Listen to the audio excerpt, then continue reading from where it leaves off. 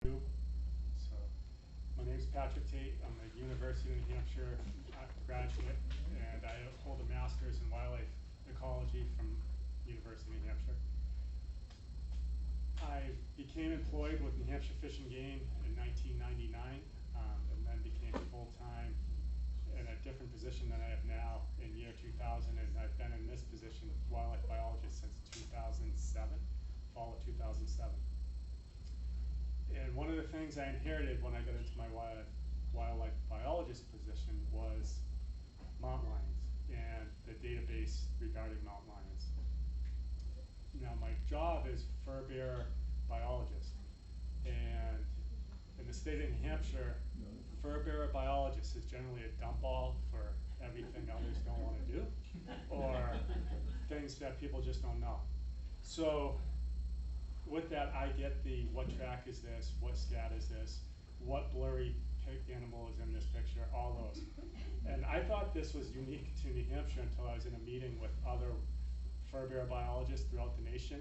And the opening line of one of the new hires was, I realized fur bearer biologist is a dump all for all the pictures and scat IDs.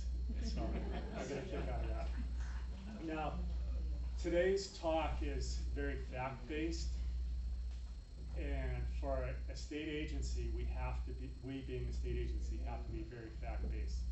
This subject matter is highly controversial, and on one side there are believers, and there's one side that are non-believers. And both sides say, Fish and Game will tell us what it is. And both sides equally get upset when the answer isn't what they want to hear. So with that said, I'm not going to apologize, but I will say I'll make you laugh today, and I'll probably make you want to choke me at some point today, because everything is fact-based. And one of these questions, right up front, and I'll show you the differences between talking to a wildlife biologist and a person, what I would say, general public. How many species are pictured there in front of you? One. How many subspecies are pictured there in front of you? 3. There is a western mountain lion, what is known as the Florida panther, or the Florida mountain lion. And then the very awful taxidermy picture in front of you is the last verified eastern mountain lion in New Hampshire. The eastern mountain lion is an extinct species. So what do you hear from New Hampshire Fish and Game if you call? The bobcat. No.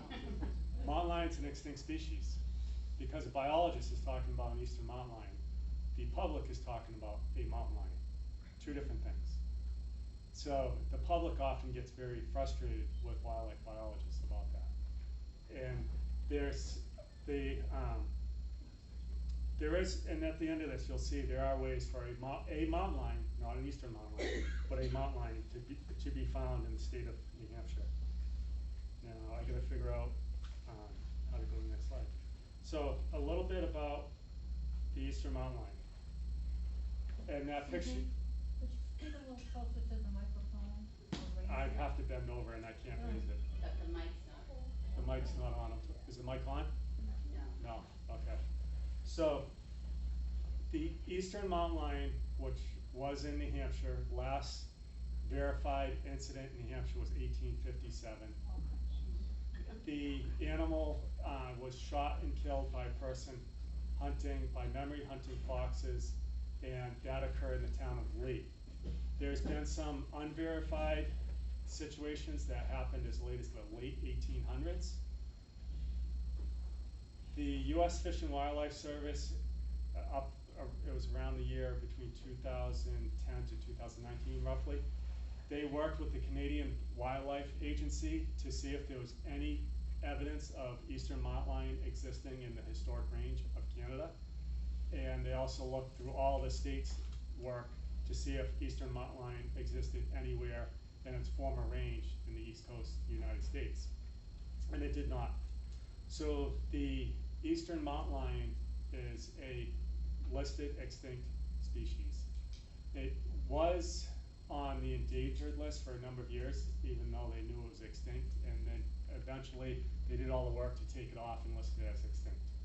So the reality is, in the East Coast, and New Hampshire is not, so the whole thing about New Hampshire and they're going to tell us it's a bobcat, it's not a mountain lion. That's common in every state that was formerly mountain lion, eastern mountain lion range, and doesn't have any now. You could call Vermont, and the information's the same in Vermont, Maine, Massachusetts, Rhode Island, Connecticut, New Jersey, New York. So, now about eastern mountain lion, the interesting thing is their body weights were quite similar to western mountain lion. Their height and their length was quite the same. So 84 inches long, roughly 30 inches at the shoulder, and I'm going to use the word suspected because nobody has a specimen that hasn't been weathered in some way to change the color or what appears to be the color. So they're suspected to be light brown or tawny colored. Other accounts, and this is according to a certain document I found online, the other accounts list them as a reddish hue, and if you look at the Florida panther, they do have a very reddish color. Animals that tend to live in forested environments during the summer months, for some reason, and it's likely a sunlight issue and how the sun gets through to the forest floor, they get a reddish hue, and they blend in very well with the backgrounds. So, one aspect that I'll point out in front of you, you can see on the left a mountain lion track, and on the right a dog track. I need to give California full credit for what is pasted there for you guys to see. And I receive, in the next slide you're going to see this, the picture on the right consistently as mountain lion tracks, and it's a dog track. And on the left you can see the very large M-shaped heel pad. You can see the toe orientation is slightly different than that of the dog track on the right. And on the right you can also clearly see the claw marks. So with that,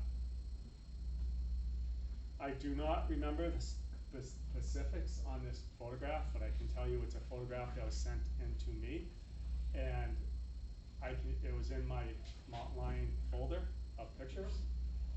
And what it is it's clearly, for me, knowing why it's in there, that's a picture of a set of tracks that a person reported as mountain lion tracks on their property. And if you look, you can see the X pattern through the heel, that's classic canine track. And you can see where the claw marks are circled in the front in a response to the person identifying the track as canine. And the reason I say canine, domestic, they'll say, well, how do you know what dog breed it is? If you say what dog breed it's likely to be, can't necessarily say that because dog breeds have highly variable tracks. So I'll put Patty on the spot. Oh. The response you got from the Hampshire Fish and Game on your picture, was it very fact-based and straightforward? Straightforward. Yeah, I wrote it. It was my husband who called him. Yeah. So that's been one of the issues. It's a bobcat. That's all. It was a bobcat. Yeah, that's one of the people get frustrated with me. They're like, why don't you go into detail? Because if I go into detail, you're just going to argue the details with me. So it's a bobcat. Now, I'm going to jump out of eastern mountain lion for a second here and use the diet of mountain lion in general. So they're quite diverse at what they can eat as a large predator. They can take down elk, moose. So anything smaller than them is fair play. A deer, fair play. And then they're small mammals and insects. And in California, they did some work on mountain lions that had perished and trying to figure out, or had high disease loads. And they found a very high incidence of rodenticide poisoning and skin issues. So it's fascinating to learn that they're eating enough rodents to get a load of rodenticides to cause them issues. So now jumping back to about the genetics, and this is fascinating. And I'll be repeating this later, should we see a mountain lion evidence in New Hampshire, and I say if should, the probability is low, but there's probability there. It's not going to be eastern mountain lion, as I have written there, extinct 2011. There's chances of it being a western mountain lion. There's almost no chances of being Florida panther, despite the eastern mountain lion closest relative having been the Florida panther. And it's I can't say what probability is more likely than the other, if it would be a western South American cross or a western mountain lion. here you can see the historic range of mountain lion. The very dark brown is what currently is mountain lion range. The dark brown and the light brown is what historic mountain lion range was. And when I say historic, that's pre-European settlization. And you see there that the mountain lion extends down into South America.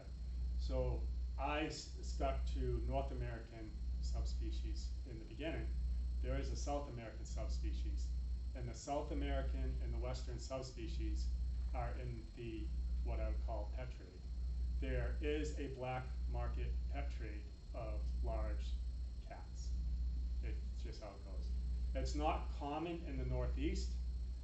However, in some southern states and down towards Texas, it is more common for people to have large cats as pets. When I learned this, I thought people were pulling my leg. We have the internet nowadays.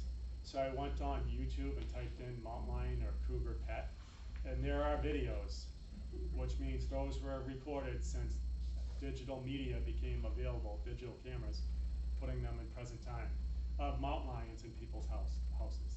Now, I will be right up front, in the state of New Hampshire, no person, and I'm gonna clarify between person and educational facility. So no person in the state of New Hampshire do I ever foresee getting a permit to house a mountain lion. There's rules in place underneath New Hampshire Fish and Game. A person would have to get an importation permit and a possession permit. The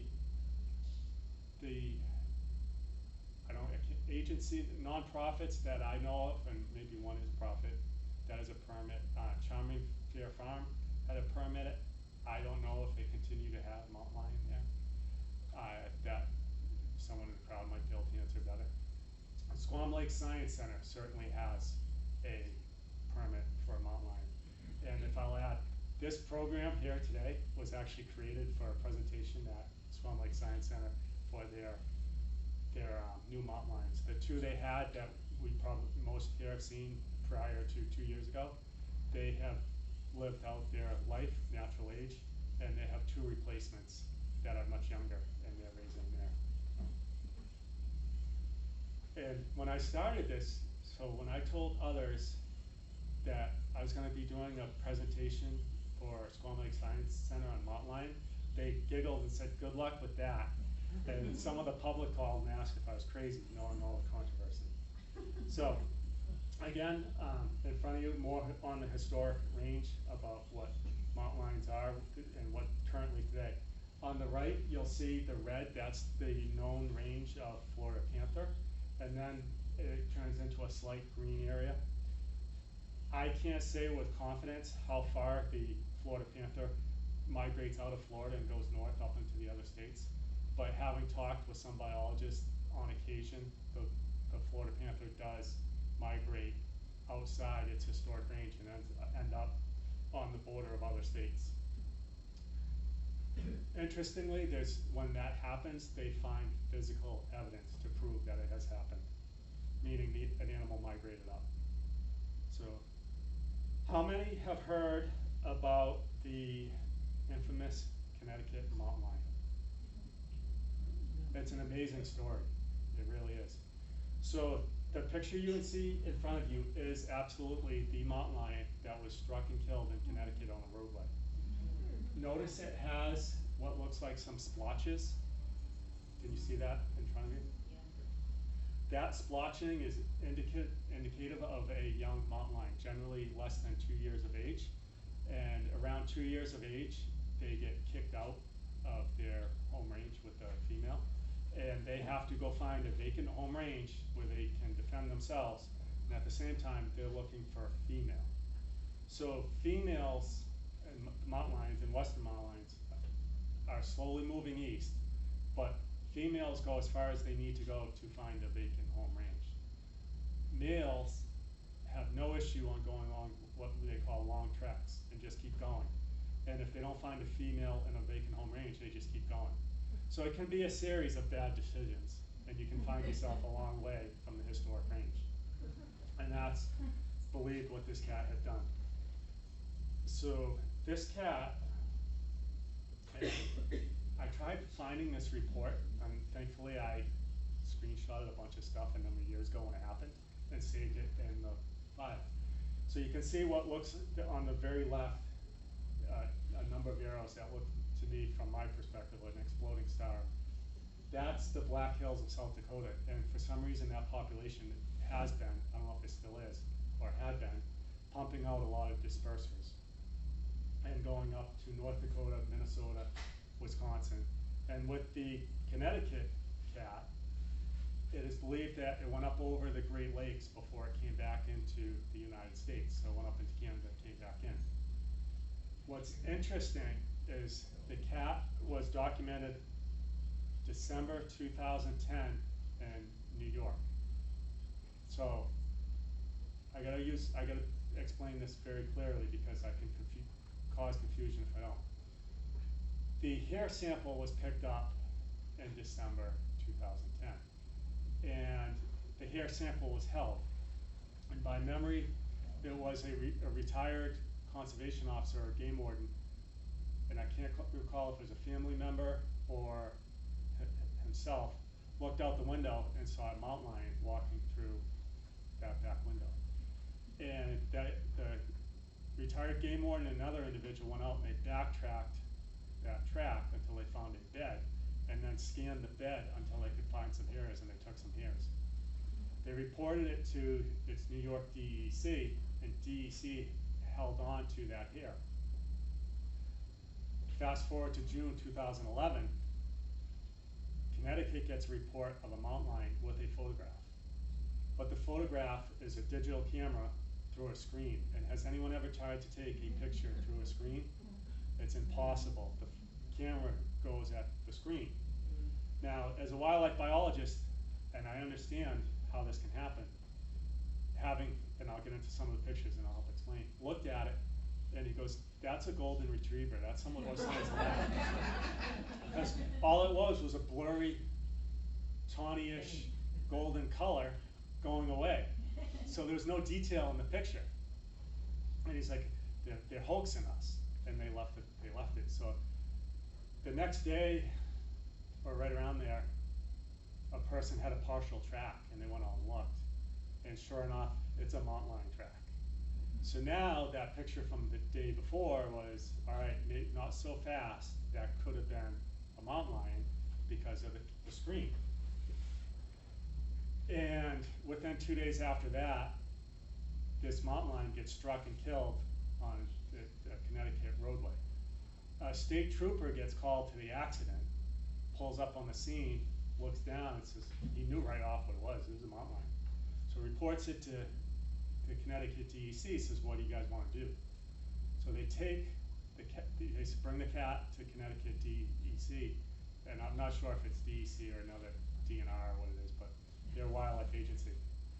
And U.S. Fish and Wildlife Service is contacted immediately. U.S. Fish and Wildlife Service sends up a diagnostic veterinarian to do a full necropsy on this cat and take samples. So what's fascinating, so I can't read up there. Oh, I can from this angle slightly. See where it says first confirmed sighting? Confirmed. How do you confirm a sighting? Either you have a really good picture, you have a positive track, or you have DNA. So this cat, with those dates, was making its way in these states where they could, picked up physical evidence. And one place was blood. And they sent blood to the Rocky Mountain Research Station, which is the U.S. Forest Service. So the U.S. Forest Service had a profile of some blood.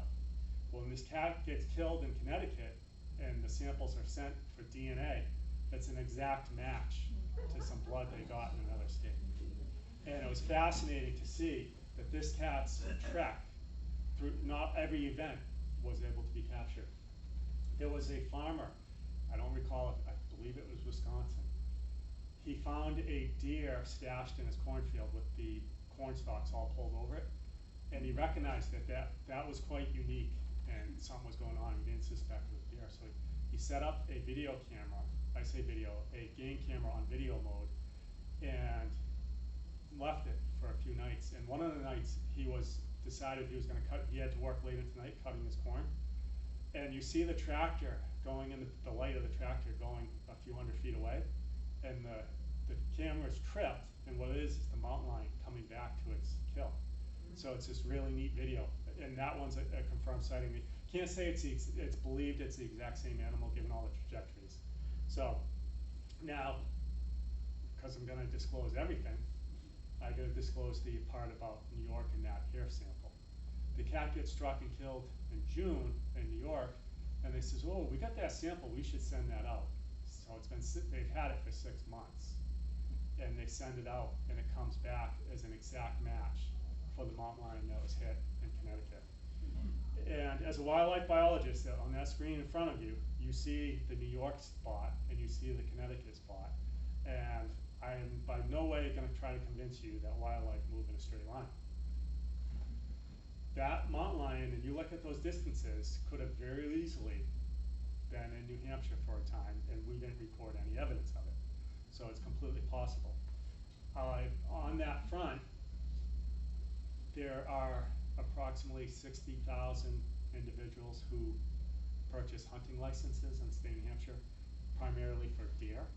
A large number of those individuals put out game cameras. So we don't know the percentage, but we've yet to, I'm going to use the word verifiable game camera image, because you're going to see a New Hampshire game camera image in a few minutes. So I'll leave it there. We haven't received any verifiable game camera images yet. New Hampshire biologists every year will go out to our deer yards, which, if you don't know about deer, white-tailed deer yard up during the winter at the northern edge of their range. They find coniferous cover, which is pine trees, spruce trees, hemlock trees, stands of those because the thermal temperature is a little higher at night. The snow load on the ground is a little bit less because the trees capture the snow and hold it. It becomes a very prey-dense area, and we haven't found any any mountain lion tracks in those deer yards. So in the New Hampshire specimen, if you guys go down to Dover, I believe it's the Woodman Museum. That's where the specimen is. It's the same picture from a different angle that I showed you earlier. And on the front, and very below, so I said 1857. What's it say? 53. 53. Yeah. For some reason, I always want to say 57, so I apologize for that. But it tells the story. So he was from Newmarket, and foxes late in the fall of 1503, accompanied by his dogs, and it was late. So now you're going to see the one game camera image I've received of mountain lion in the state of New Hampshire. The name of the individual is blacked out for a reason, because in a second you're going to see why. So quite convincing. Hard to argue that, isn't it? Now, if you're a wildlife biologist and you received that, would you be willing to go to newspapers and say, we have proof of mountain lion in the state of New Hampshire?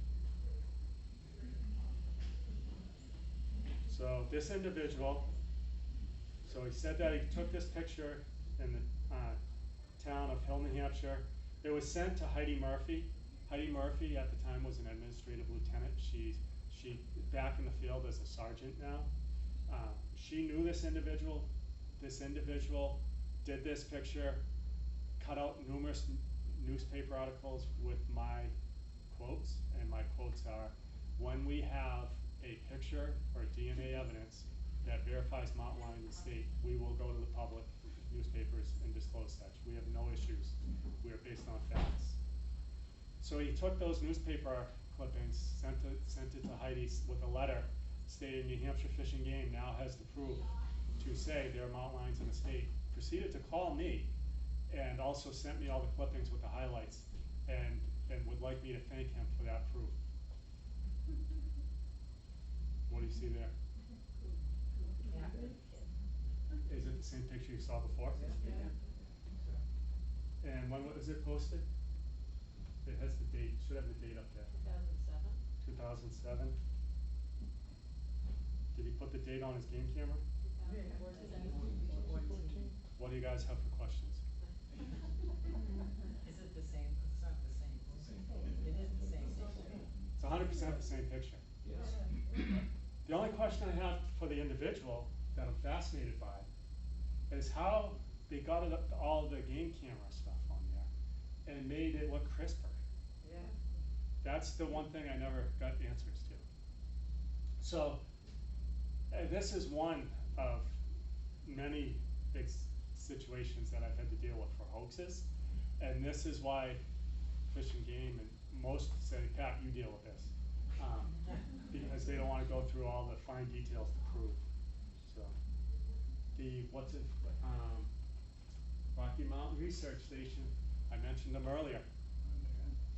So on I can't read it on my glasses well, but on March 6, 2009, we received a cat sample submitted for species identification. The scat was collected February 20th, 2009 near Bradford, New Hampshire.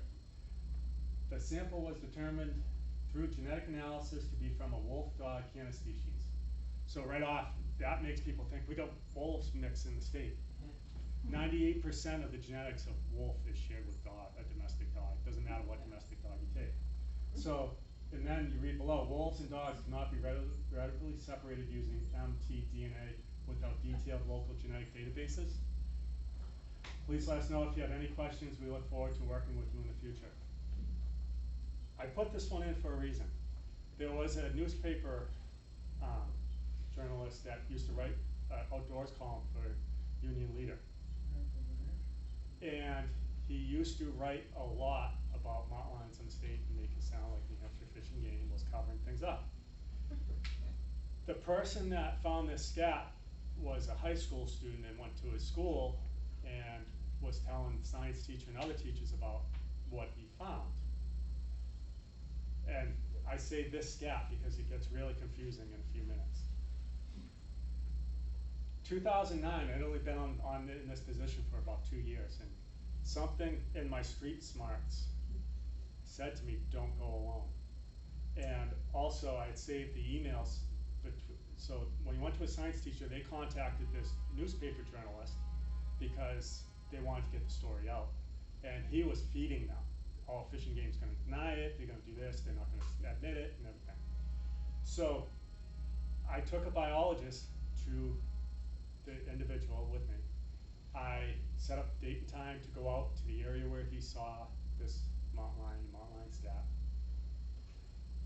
After being led around the woods in a haphazard pattern in circles, it's just 100 feet away, 100 feet away. Put down the ultimatum, you have 10 minutes to show us, otherwise we're done here and you don't have any evidence. Well, I got the scat back home, I guess I can't find the spot. All right, let's go back to your house and get the scat. So he gives me the scat, he says, here's how this is going to work. You keep half the scat, I'm taking the other half. That way when you can test our results, you have scat to send out to your lab. That's the results of his test. Now, when I responded to this individual, I responded to the journalist. The journalist wrote back to me, I don't understand why you're contacting me. I have nothing to do with this. And I had to send back the original email saying you have a lot to do with this. Here's the whole story. So that's another example. What species do you see in front of you right now?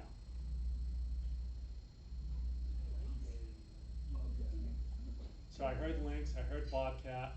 Deer. Did someone say deer? Yeah, the white-tailed deer, Yeah. Lynx, any, so deer, lynx, bobcat, any other species? If you're having a hard time seeing it, you're welcome to walk up and look closer. It's like a mixture of animals. Okay. So this picture is fascinating because, once again, 2009, that it is, I'll tell you right up front, it is a bobcat. But what is fascinating about this picture is that same journalist was sent into the department saying, this is a mountain lion, this is a mountain lion. And another restaurant down the Keene area had it on their wall and was saying it was a mountain lion. It's a bobcat. If you look, what people like to do with this picture is say, well, the tail is too long to be bobcat, and the tail is crooked off an angle, and that's why it looks shorter than it is. So bobcats have white underneath the tail, and if you see on that tail, you can see white underneath the black, and then it comes around the tip. That's classic bobcat. The coloring patterns are a little morphed. That's classic New Hampshire bobcat. We have, so there's 2 recognized subspecies of bobcat. There are 12 unrecognized subspecies. And what that means is people who do speciation are all combating it out about subspecies. So the interesting thing about bobcats in the Northeast, if you go by the 12 subspecies, it's the largest subspecies in the Northeast. It's also the lowest spotting patterns. I have received roadkill bobcats in New Hampshire that have 0 spots on them. It's rare to have absolutely no spots. It's more common to have stomach spots. Now on this picture, you can't see well the stomach because of the way that fern is. But you can see the slight ruff on the neck. You can see the coloring on the face a little bit. So, some more pictures, and these are pictures that I absolutely have been reported as mountain lion in New Hampshire. And if there's 2 pictures that, one's circled and one's just this blurry animal looking back. And if you can see the blue circles, you can see the animal. But if you don't see the blue circles, most people are, where is it? I don't see it. And it's a bobcat in a forested setting looking back. On the upper picture, between the legs, you can see its tail. Bobcats tuck, when they're moving at a rapid rate, they usually tuck their tail between their legs, so you can't see their tail real well. And people often confuse their legs, especially when they're moving, as a tail. I have received bobcat videos of bobcat when they're running, and people are adamant there's a tail. I'm like, no, that's 2 legs, the tail's tucked. And it creates a whole argument. So with that, I circled the identifying features on the animal that's on the upper left. On the lower left is the circles. It's the tip of the tail that's circled in black. The leg stalking going up the rear leg slightly is a dark brown color. And on the front, you can just faintly see the inner dark splotches on a bobcat. And of course, I think everybody knows what the upper right one is. It is a house cat. You'd be surprised how many house cat pictures I received per year. When I was editing this presentation today, and I have a video of a house cat running in a shoveled area, and I was like, oh, I remember that one. The person was adamant it was a mountain lion. There was maybe 9 inches of snow on the ground, and the cat is hunkered down as it runs, so it's only a little bit taller than 9 inches of snow. And so some of them I get the issue, like that lower right one. That bobcat is no slouch. That's a large bobcat. And the heaviest bobcat I have handled to date in the state of New Hampshire was 45 pounds. And wildlife are always much thinner than domestic animals per length, so inches, height, and length. And that animal was the size of an 80, 90 pound lab dog. I was shocked when I saw it. One of our marine biologists saw it before me because a conservation officer brought it in, put it in our freezer down at Region 3. And I told me about it, and I was like, yeah, it's a 30 pound bobcat. I've seen many of them now. And he was kind of disappointed because I didn't run out to look at this cat. A week later, the marine biologist comes in, he goes, hey, did you see that bobcat in the freezer? I said, no, I just know it's in there, it's a big one. He goes, it's huge. You gotta come out here and look. And holding it up by its feet came up to my shoulder, and its rear feet were still touching the ground. So its body length was absolutely huge. So I get, and I understand when people send me in a video or photographs of bobcat, and I believe that it was mountain lion. And some of them, I have to sit there and really judge closely and look to see all the little details to figure out. And I'll say, given certain circumstances with bobcat and mountain lion reports, I view it as differentiating human twins. So people that are close to human twins will be like, yeah, this is all the features, you see the difference, they're easy to tell apart. For us who just met the twins, it's not so easy. And those are, it's like, yeah, okay, yep. I'll just say, hi, how you doing every time I see them and hope they tell me their name. So for bobcat and mountain lion, under certain situations, I can understand the confusion. What gets interesting is when you try to explain it. And they're like, no, you just explained mountain lion. It's like, no, not necessarily. Oops. So. They have to get together, and you have a half mountain lion, half. Can mountain lion and bobcat breed? Right. So that is a yes and no answer. Nothing can be easy on this subject matter. So, biologically, yes. Yeah. Physically, no. Oh. Because a male bobcat will not line up properly to breed with a female mountain lion. And if the way and also there could be issues with the ability to get the female to ovulate, the way they reproduce. And if a male mountain lion bred with a female bobcat, he would kill her. Yeah, yeah, it'd be, so the average weight of a female bobcat is 17 pounds in the state of New Hampshire. An adult mating mountain lion is north of 100 pounds, could be approaching 200. And it just, so there's a difference between DNA and theoretically possible and possible on the landscape. This is a fascinating picture, and I have seen it more than 5 times as being reported taken in New Hampshire. But the most interesting one was an adjunct professor sent it to New Hampshire, and the title in the email said, and they don't say they're here in New Hampshire, with, you know, spelled that way. And I was like, this is great. This is great. This is really professional from a adjunct professor. Yeah. So it was one of her students that had sent it in. It was taken on the side of Blue Joe Mountain. I wrote back, I have no doubt it was taken on the side of Blue Joe Mountain on their computer, given that there's a reflection of their window on the computer screen. But I'm adamantly sure it was not taken on the landscape of Blue Joe Mountain, because I had found the same picture as being taken in Texas. So, in years before. So, very interesting on that one.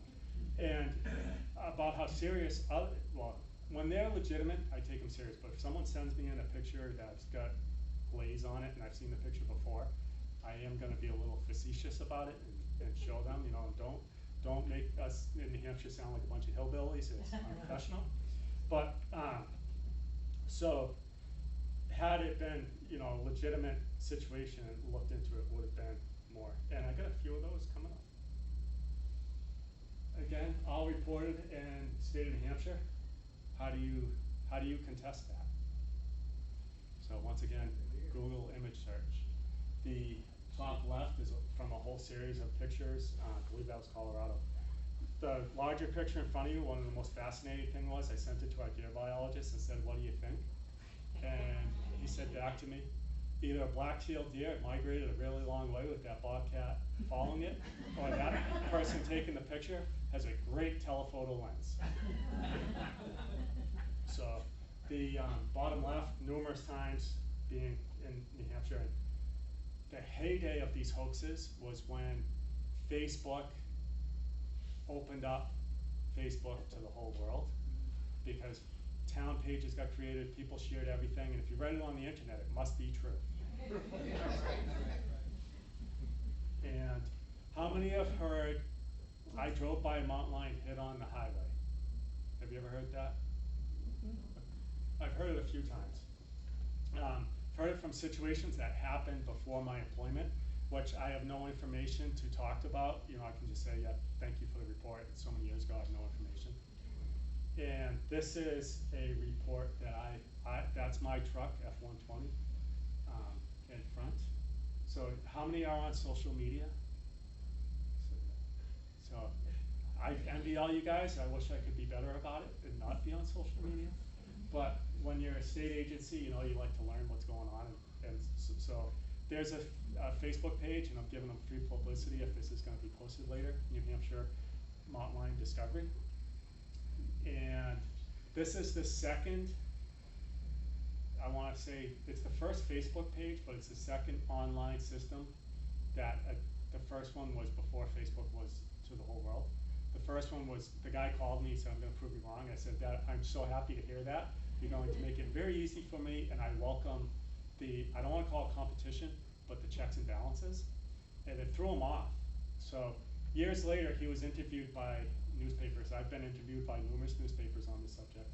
And I give up all the names that are involved and say, you should interview this person too.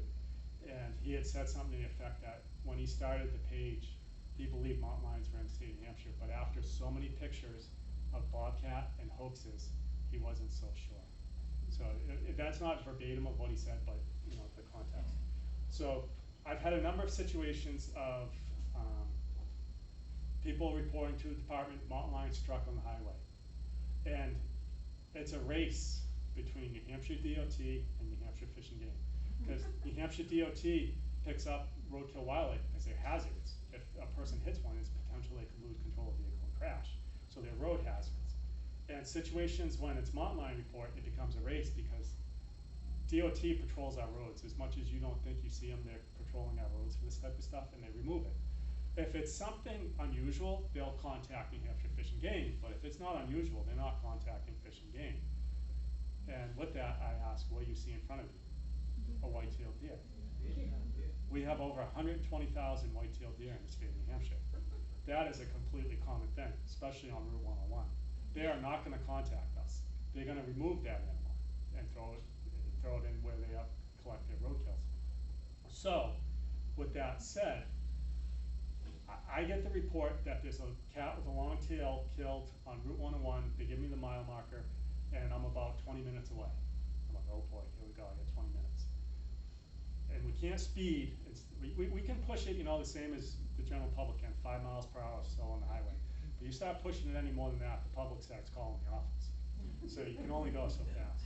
So I get there as fast as I can, and luckily I pull up, and I'm at the right mile marker, and it's for the previous mile there. This is the only roadkill I saw. So I get out, take pictures of it. I load it back in my truck, and I continue on my way for another mile. I didn't find any more kills, roadkills. So it was this deer that was reported as a roadkill mountain lion. That's the second deer I've responded to as a reported roadkill mountain lion. And I've responded to 4 roadkill coyotes. When I say 4 separate instances where they were coyotes, and they reported to us as mountain lion. And this one, I took a picture and put it online in part to, now it's in our series of information as far as the public, if they do a search, this will come up, of an example of what, as a New Hampshire Fish and Game biologist, we see and what we look at.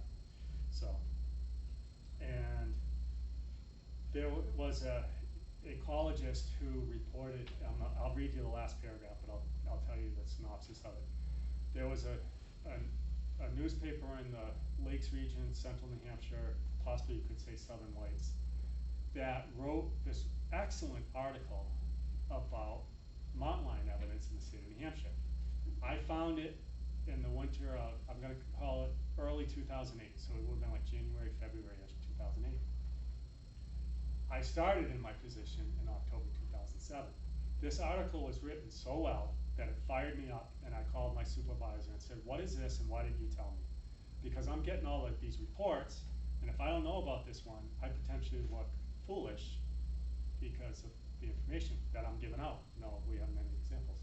So what this is a person picked up a scat and sent it to a lab, and he states that the lab said it was mountain lion. And they did this entire newspaper article about it. Prior to that, this individual who picked up the scat had said at some type of public hearing that he had found mountain lion scat in the central part of the state and the whole story. So again, I wasn't in my position when this went on. People above me contacted the lab about this mountain lion scat and wanted to know what the lab had to say. In the end, the lab wrote back, we can't tell you what animal defecated that scat. All we can tell you is the animal had white-tailed deer fur in it. There is no evidence that that is indeed a mountain lion scat. But, so this led to the then division chief to send a letter to that newspaper asking, or sent a letter to the editor, they didn't ask, but here's a letter to the editor about all the events, which never got published to my knowledge. But I'm gonna read the last statement.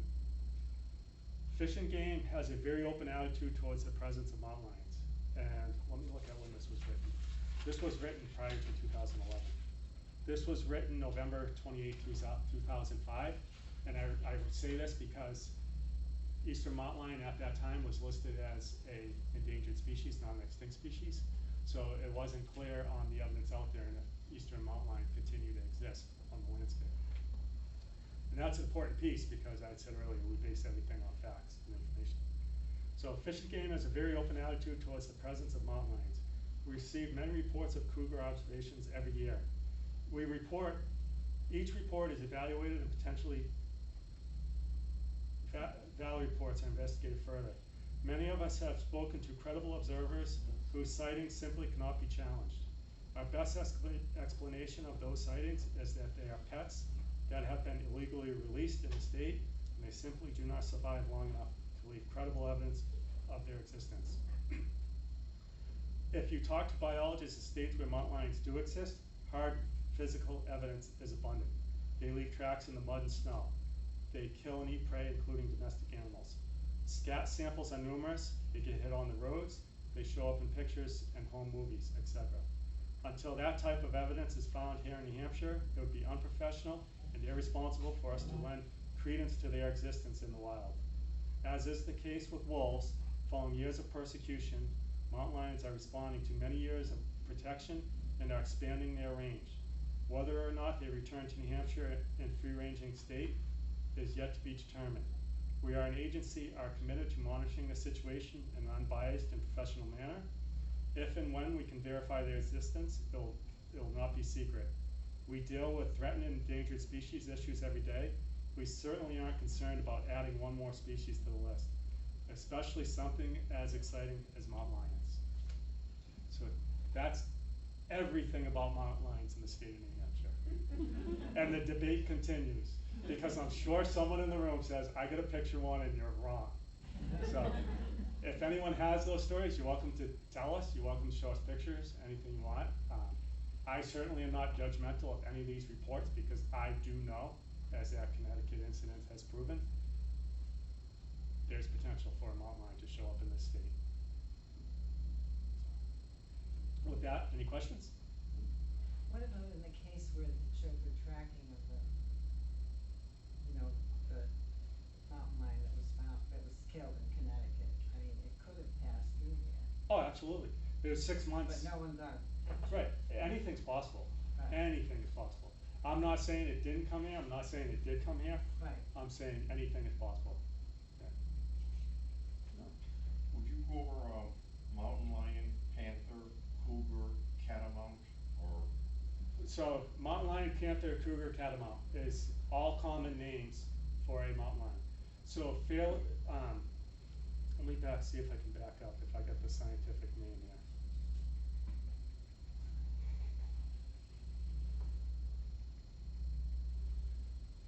So I don't.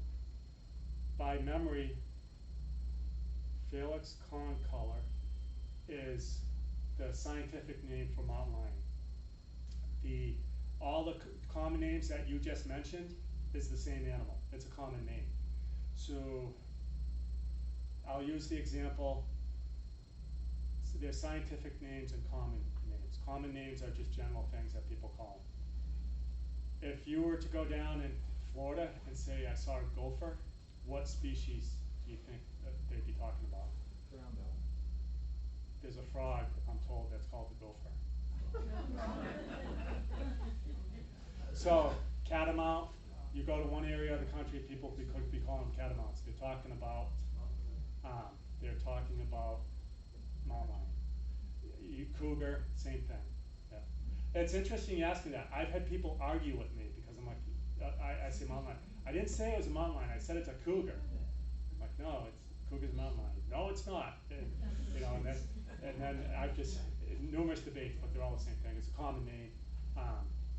Trying to think other species that have it.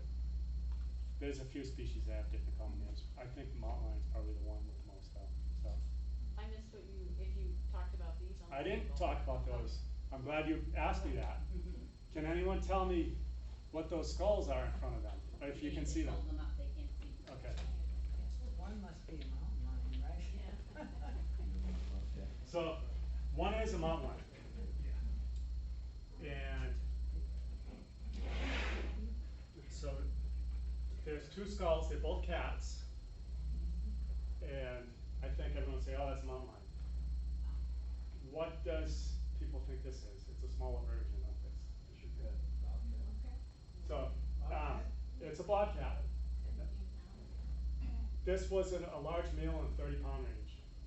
So this mountain lion came from a western state. I got it from a USDA employee, and it was killed because it was predating on domestic animals. I don't know if it was sheep or what it was, but they had to trap and kill it because it had continued behavior. The fascinating thing is you can see the size difference, but here's the confusing thing about size.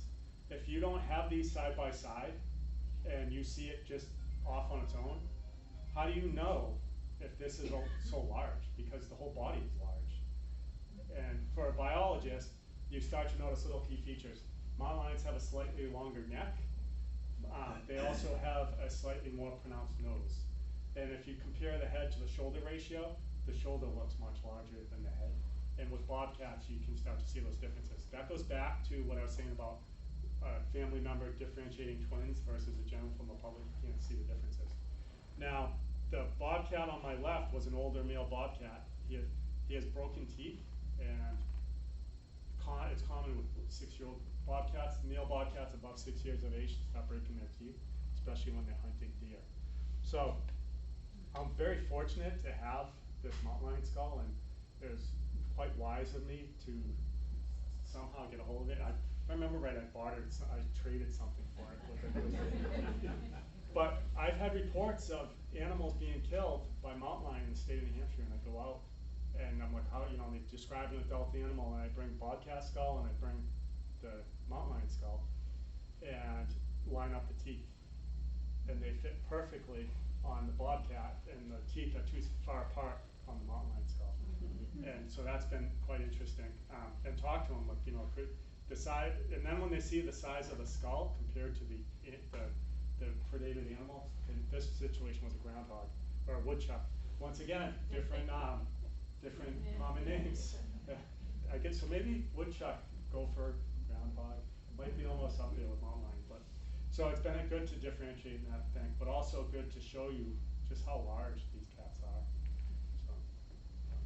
What is the lifespan? So for mountain lions, in captivity, upwards of 2 decades, 20 years, upwards of that.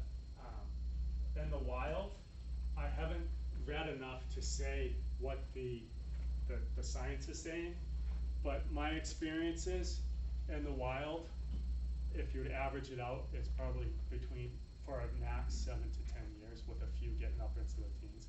So I will admit I'm guesstimating on that using other animals as an indicator. So. When was the last sighting of a mountain lion in New Hampshire? Verified? Yes, verified. So. Was that 1856? So, hold on. It's, I get it wrong, 1853. Wow. There's some historical accounts in the late 1800s, but the issue is there's, in the 1800s, in some of the historical documents, there was misidentifications. So because of that, you can say potentially, but you can't say concrete of what it was. And the way they list the animals and things, it gets a little more confusing. Sure. So there's a book, Helenette Silver, she was a New Hampshire Fish and Game biologist. It's the history of New Hampshire Fish and Game and the fur bearers, or along that line. There's reprints of it, but I'll be straight up, you want one of the originals. It was first written in the 1950s and then rewritten in the 1970s, a second edition. And she has a whole historical account of mountain lion and other species in there. And it gives an entire historical account of New Hampshire's landscape and various species, how it changed from European settlization till approximately the mid-1900s, and outlines some of the fascinating work New Hampshire Fish and Game has done. So with that, so I can say that potentially that have strong viability that they were mountain lion, but they could have been mis-IDs, late 1800s. Now, your question makes me think of how long the mountain lion debate has been going on in the state of New Hampshire. There is a state law that says no person shall harm or kill a mountain lion unless it is causing damage and some other things, or self-protection. And it was written in the 1960s. And people say to me, If there aren't any mountain lions in the state, why is there a law protecting them? You're hiding something. You never know. And so I'll be straight, I was not alive in 1960. It was a while after that before I came into this world.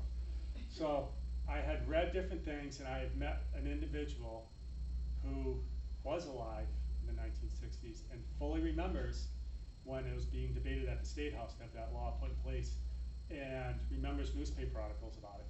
The reason the state legislature chose to put a bill forward and create a law to protect mountain lion, there was mountain lion reports, and since the early 1900s there's been mountain lion reports, and there was concern that mountain lions did indeed exist, but they're such a low level they weren't easily documented, and they didn't want to lose that, so they put forward a law to protect any potential animal in the state. So that's the story behind that law. In the back?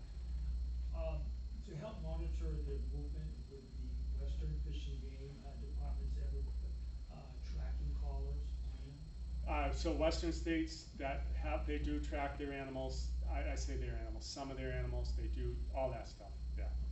Every wildlife agency has, at some point in time, tracking callers on certain species. What I will say is, doesn't mean they'll have a collar on an animal every year. There may be a 5-year span, they're monitoring animals, and then it won't be for 10 more, so. Am I right to have read that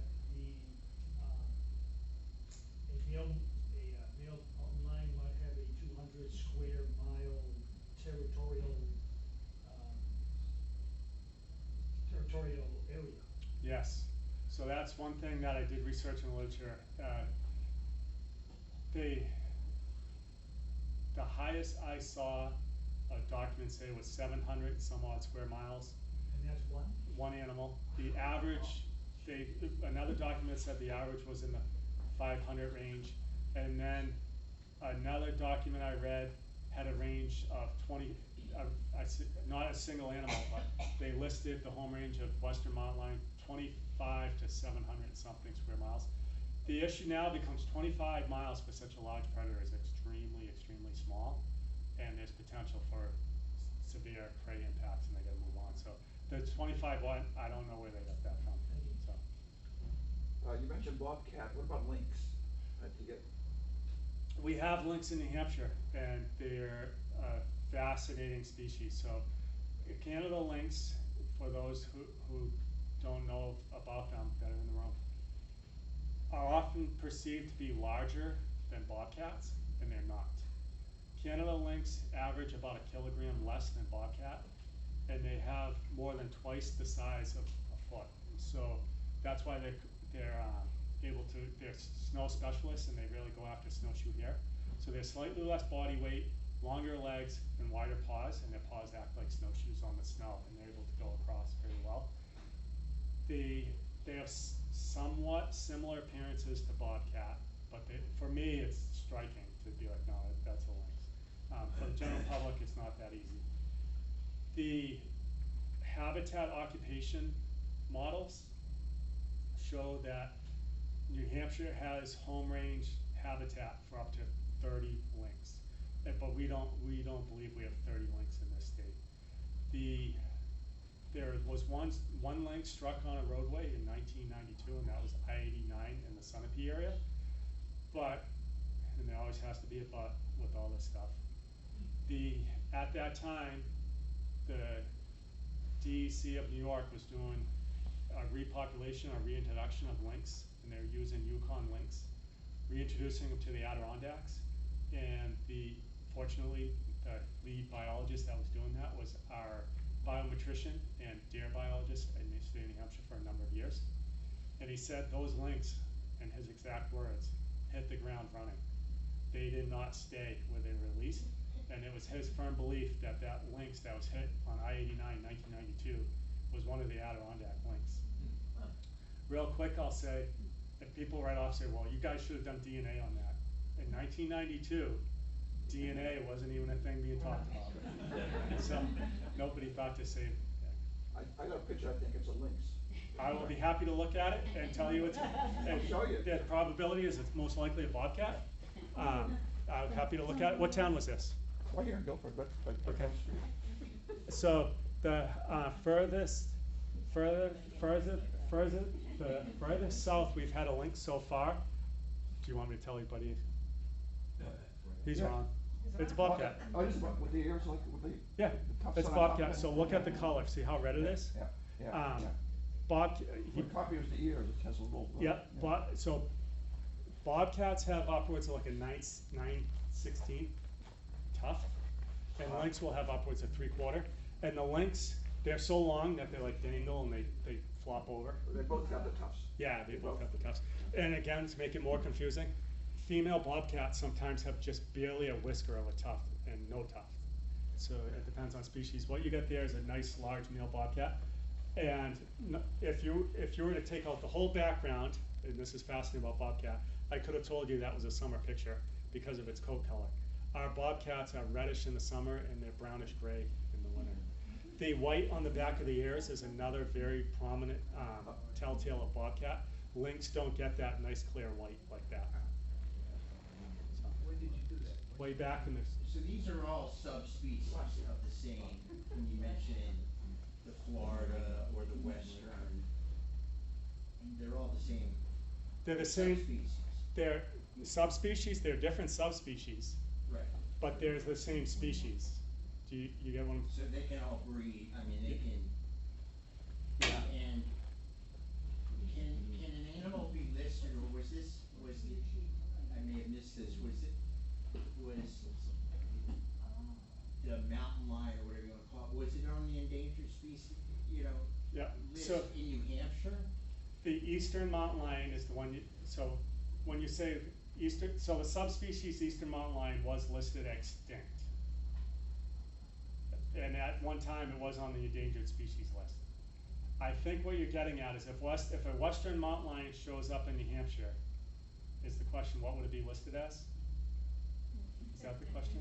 Well, That's a confusing question, right? I mean, Because I get that a no, lot. but would Fish and Game, if it was listed as an endangered species, have to change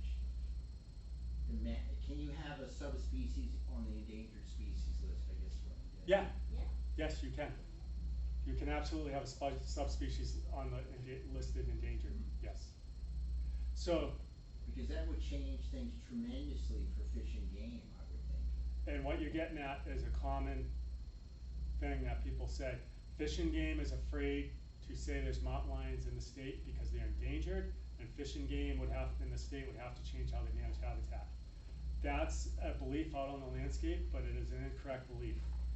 If a mountain lion shows up in this state, it's not going to be eastern. And then the genetics, if we get genetics, will show that. If a mountain lion shows up in the state, I have to use the word probability because I can't say with certainty before an event happens of what it would be, but western mountain lion is not a listed species. And because it's not a listed species, it does not change how property is managed or habitat is managed. However, that western mountain lion would still be protected under state law, that nobody could harm it because it is a mountain lion. I mean, is there any discussion about reintroducing the Western? So there's been no in-house discussions about reintroducing western mountain lion in the state of New Hampshire, and that's a great question, because I've been asked that, and I've had the public say we should reintroduce them. And there's two things I quickly point out, and this creates so many, what do I want to say, debates and discussions. So different species, but in the late 1990s, some researchers mapped the habitat of northern New York, northern Vermont, northern New Hampshire, and northern Maine. And it clearly showed that the habitat and prey density in the areas I just described could support wolves. And then there were ecologists that were calling out and saying that wolves should be reintroduced in this area. The state of New Hampshire the following fall had a bill before the State House, and it passed into law, and it can be read by anyone in this room. No state agency, nor person shall reintroduce wolves to the state of New Hampshire. That if they migrate here from Canada on their own, that's fine, but no one will reintroduce them. So to have a reintroduction effort for any species would require substantial education of the public hearings, and then a vote by the New Hampshire Fish and Game commission to see if we're gonna go down that road. My perception is our state legislature would get involved because a large predator on the landscape creates a lot of fear among people. So there have absolutely been no discussions in-house about reintroducing mountain lions to the state. And there'd be purists that would be debating if it's the right thing to do because it's unknown how closely related western mountain lions are to eastern mountain lions, and is it the proper thing to do to relocate an animal outside its former range? So. But we, you know, at least from Fish and Game's point of view, it's touted what a great success, reintroduction of the turkey, for instance. So the turkey was an eastern subspecies, and the same subspecies we had in New Hampshire. So the wild turkey we have today is the same subspecies we had in New Hampshire pre-Europeans wiping them out. I mean, your colonization taking them out. So it's a different scenario. So if I could get other people's questions, you've been very patient. Yeah, just hopefully a quick question. So I saw what I thought was a lynx bobcat, I don't know. Yeah. And it had, what my memory was is white and gray, it looked like, kind of looking out, it was very quick. It came up out of the Yeah. woods, it saw myself with my dogs, and it turned around and bolted, but, does that sound like lynx bobcat? What It town? was not a mountain lion. I No. know for sure. What town was it? Here, it was in Gilford. So on the mountain. the probability is 99.9% it was a bobcat, Okay. based on location and the description of that rough you gave. It looked like it had a mane, or like Yes. it just looked Yes. wide. Yes. The coloring fits bobcat. The white and gray, Yeah. black, Yeah. whatever look, Yeah. okay. What time of year was it? Oh, I wish I could remember. I would say spring probably. It So, wasn't snowy. It would have still, the molting of the coat still would have been a larger coat, so you'd have, the bobcats have some grayish. The white is the biggest marker that. Because it did not at all look reddish brown like you were describing. I'm That's a like, oh, summer it's coat. not- They okay. change color. You wanna see a picture of the winter one? I think we have one more question back here. Yeah, I'm just curious, is there any estimate of the population of western mountain lion, I didn't look that up. I don't know. I don't know what the whole population is. I bet it's pretty significant, because when you read about western states, they're a very common species. And what's fascinating about this, and I gotta point this out because people say the animals are too smart to show themselves. In western states, people say how they'll see them, they just disappear into the landscape, but they find tracks and stuff. So visually seeing mountain lions in the western states, they see them on occasion. I gotta define occasion. One person in their life, but they see signs of them. So, but I don't know the estimate. I'm curious because, my niece who lives in Britain is a filmmaker, and she's coming in November. They're Wow. doing a production on western mountain lions. Yeah. And, so and one of the reasons I'm curious is in order for her to have her work visa, she had to put me on the visa, be able to identify her body. Oh. So. I'm sure she's not gonna be going out alone. I'm sure she's And not. I will say, if she has very talented biologists or outdoors people with her, they will be able to get her in sight of Oh, mountain lion, but it's gonna be a task. Well, she has, filmed in Africa lions. I have pictures of her sitting with lions and elephants and everything else. Predators that just came out on, YouTube, she was the researcher for, and, the Great National Parks with Obama. She was the producer for two of those series, so. Oh, so she's got, has that experience. yeah, she's got the proper connections with But, the you know, being able talented to staff. identify her body. You're off on a hunt. So, anyone else have questions? Where did the mountain lions at the science center come from? They're western mountain lion, I don't recall what state. State of Washington. Okay, thank you. So, Where can you see that lion? so the, Woodman Museum in Dover. Oh, really? It's still there, yeah, Oh, good. yeah. Thank It's, you know, as you saw the pictures, taxidermy in the 1800s wasn't the best, and then sunlight and age has deteriorated. Yeah, but it's still, they're amazing right there. Yeah. Yeah. Well, just a couple things before we go. Alexis just told me we have this, we got a new book in at the library in the new book section on, what was it, It's a research project that took place in Idaho. on cougars. On cougars. On cougars. And for those who missed, my introduction, we are having, a live animal.